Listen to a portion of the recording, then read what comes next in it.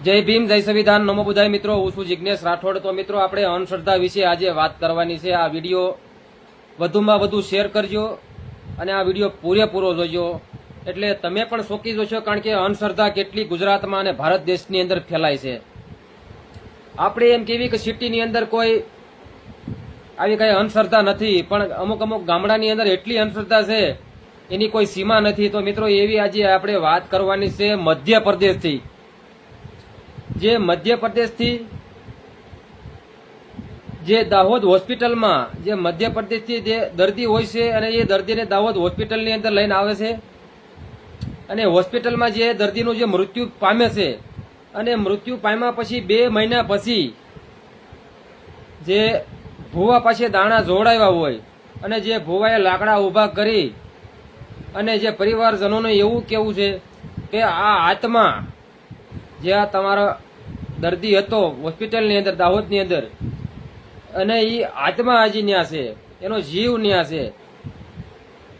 હવે મરી ગયા પછી કોને ખબર આત્મા ક્યાં હોય કે ક્યાં ન હોય. એટલે આવા ભુવા 5 રૂપિયાની લાલચમાં જે આવી ભોળી પ્રજાને ભોળવતા હોય અને જે આ દર્દી ત્યાં હોસ્પિટલમાં મૃત્યુ પામે છે અને 2 મહિના પછી એના પરિવારજનો અને ભુવા ત્યાં હોસ્પિટલમાં જાય છે, દાહોદ હોસ્પિટલની અંદર, અને જે આ મૃત્યુ પામનાર જે દર્દી છે એનો ત્યાં જીવ ભટકે છે અને એની આત્મા લેવા માટે મધ્યપ્રદેશથી આવેલા છે.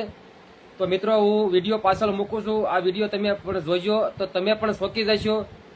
કારણ કે કેવી કેવી ઘટના બને છે અને જે આ દેશ ટેકનોલોજીનો દેશ હોય, જે જાગૃત દેશ હોય અને આટલો ટેકનોલોજીનો દેશ હોવા છતાં જે કેવા કેવા માણસોને, જે આવા ભુવા ભરાડા તાંત્રિકો પાખંડીઓ આવા નાના માણસોને અંધશ્રદ્ધાની અંદર ધકેલી અને કેવા કેવા સ્ટન્ટ કરે છે. કારણ કે હોસ્પિટલની અંદર મૃત્યુ થયું હોય તો આવા ભુવા 5 રૂપિયાની લાલચમાં જે આવા પરિવારજનોને, જે નાના માણસોને ભોળવી અને એવું કહેવામાં આવે છે કે જે તમારો વ્યક્તિ ગુજરી ગયો હોસ્પિટલમાં, એનો જીવ, એનો આત્મા હજી ત્યાં ભટકે છે, એટલે હોસ્પિટલમાં જઈને એની વિધિ કરવી પડે અને એને આ હોસ્પિટલમાં આ ભુવો જે ધૂણે છે અને એની આત્મા લઈ જાય છે. તો હું પાછળ વિડીયો મૂકું છું, એ તમે જોજો એટલે તમને પણ ખબર પડશે.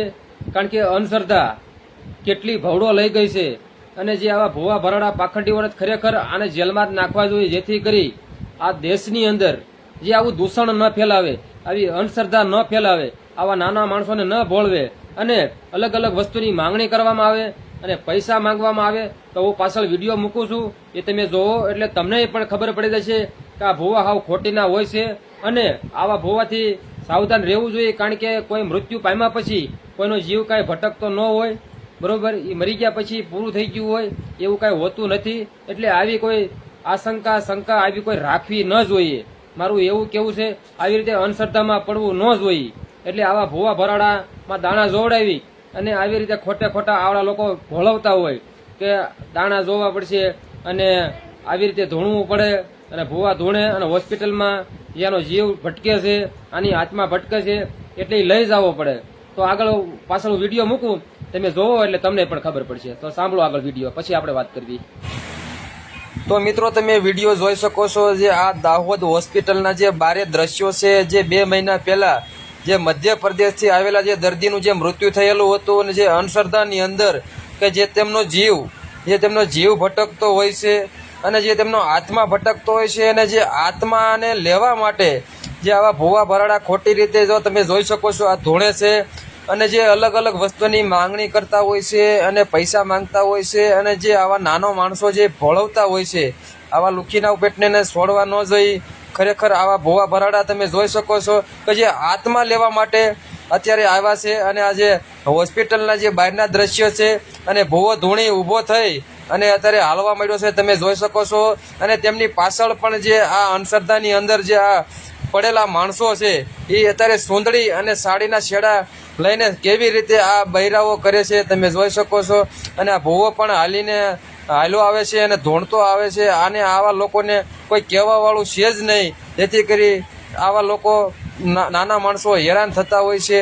તો મિત્રો આ વિડીયો વધુમાં વધુ શેર કરજો, જેથી કરી જે આવા ભોવા ભરાડા અને તાંત્રિકમાં પડવું નહીં. અને આવું કાંઈ હોતું નથી, આ બધી અંધશ્રદ્ધા હોય છે. નકર તો આવા ઘણા બધા હોસ્પિટલની અંદર માણસો મરી જતા હોય છે.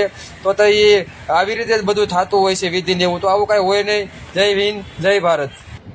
તો મિત્રો તમે જે આખો વિડીયો સાંભળ્યો અને જોયો, પણ તમને પણ નવાઈ લાગી હશે, કારણ કે આજે મધ્યપ્રદેશથી આવેલા જે દાહોદ હોસ્પિટલની અંદર જે દર્દી આવેલું હતું અને જે એ દર્દી જે હોસ્પિટલની અંદર જે મૃત્યુ પામેલ હતા અને જે 2 મહિના પછી જે આ લોકો જે અંધશ્રદ્ધાની અંદર ખૂબ જ અત્યારે ભયાનક તમને વાત કેવી કે અંધશ્રદ્ધાની અંદર હોય છે. એટલે જે ભુવા ભરાડા પાખંડીઓ ભેગા થઈ અને જે દાહોદ હોસ્પિટલની જે બહારના તમે દ્રશ્ય જોયા, કારણ કે ભુવા ધૂણી અને જે એવું કહેવામાં આવે છે કે એનો આત્મા હજી હોસ્પિટલમાં જ છે, એનો જીવ હજી હોસ્પિટલની અંદર જ છે. એટલે જીવ અને આત્માને લેવા માટે તેમના પરિવારજનો અને જે આવા ભોવા ખોટીના લુખીના પેટના જે આ ભોળી પ્રજાને ભોળવી અને અલગ અલગ માંગણી કરતા હોય છે અને પૈસાની માંગણી કરતા હોય છે. અને જે આ હોસ્પિટલના તમે અત્યારે દ્રશ્ય જોયા, જે દાહોદ હોસ્પિટલની અંદર બહારના જે દ્રશ્ય જોયા, કારણ કે આ લોકો આત્મા ભટકે છે, આત્મા આયા છે એમ કરી અને અત્યારે તમે આખો વિડીયો જોયો કેવી રીતે બારે લઈ જાય છે. એટલે ખરેખર જે અંધશ્રદ્ધાની અંદર જે આવા નાના માણસોને જે આવા ભોવા ભરાડા પાખંડીઓ ખરેખર આવા ભોળવતા હોય છે અને પૈસા લેતા હોય છે અને આવા અંધશ્રદ્ધાની અંદર ધકેલતા હોય છે. એટલે ખરેખર આવું કાંઈ હોતું નથી. મરી ગયા પછી એવું કાંઈ હોતું નથી, કારણ કે તમે પુણ્યદાન કરો બસ, પાછળ બીજું કાંઈ આમાં હોતું નથી. કોઈ આત્મા કે કોઈ પછી જીવ એવું કાંઈ ભટકતું હોતું નથી. આ તદ્દન ખોટી વાત છે. નહીંતર તો એવા ઘણા બધા દર્દી ઘણા બધા મરી જતા હોય હોસ્પિટલની અંદર, તો આવું જ બધા કરવા મળે, બધા બહાર વિધિ કરવા મળે, ધૂણે અને આત્મા લઈ જાય. એટલે આવું કાંઈ હોતું નથી. ખરેખર આ અંધશ્રદ્ધા કહેવાય છે. એટલે મિત્રો આ વધુમાં વધુ આ વિડીયો શેર કરજો, જેથી કરી આ વિડીયો જોતા હોય તો એ લોકો સમજી જાય કે આવું કાંઈ હોતું નથી. જે આ ભુવા ભરાડા ખોટા પૈસાના 5 રૂપિયા હાટું થઈને તેમના રોટલા શેકવા માટે આવા બધા સ્ટન્ટ ઊભા કરી અને લાકડા ઊભા કરી અને જે આવા ભોળા માણસો હોય એને ભોળવી અને આવી રીતે બધું કહેતા હોય કે તમારે આ નડતર છે અને અહીંયા જીવ રહી ગયો છે, હોસ્પિટલમાં મર્યો તો ત્યાં જીવ રહી ગયો છે, ત્યાં કણી એની હાથમાં ભટકતી હોય. એટલે આ બધી વિધિ કરવી પડે. એટલે અડધી કલાક તો ત્યાં વિધિ કરવામાં આવે છે. તમે આખો વિડીયો જોયો અને એમના બહેનો માતાઓ પણ છે, તે પણ સુંદરીમાં આવી રીતે આમ કરે છે. તો એ કાંઈ સાચી વાત હોતી નથી, એ બધી અંધશ્રદ્ધા હોય છે. તો મિત્રો વિડીયોમાં એટલું જ. મળશો નવા વિડીયોમાં, ત્યાર સુધી જય હિન્દ, જય ભારત.